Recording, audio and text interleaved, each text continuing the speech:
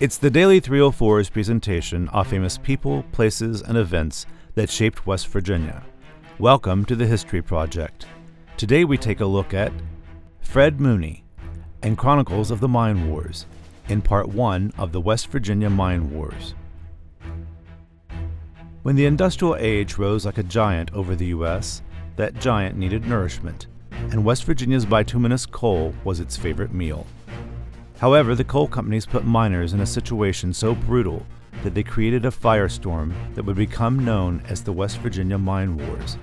This struggle was first put on record by Union leader Fred Mooney. Coal companies were based in America's economic capitals, as were their Gilded Age owners, who had no qualms about using draconian methods on West Virginia workers they never saw. Fred Mooney was born into this hurly-burly in eastern Kanawha County in 1888, and he began work in the coal mines at 13.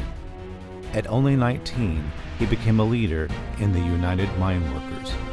The coal companies paid miners not by the hour, but by the tonnage of coal they produced.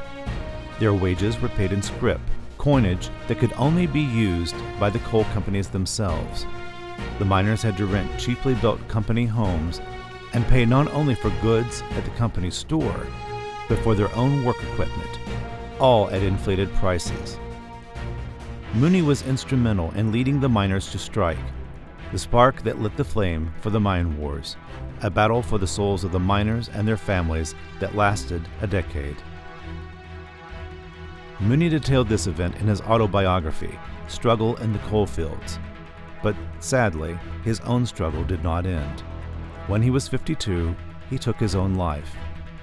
His voice, however, lives on in his book and explains not only how distant corporations saw their workers and their families as disposable, but how they prompted people like Fred Mooney to rise from among them and redeem them.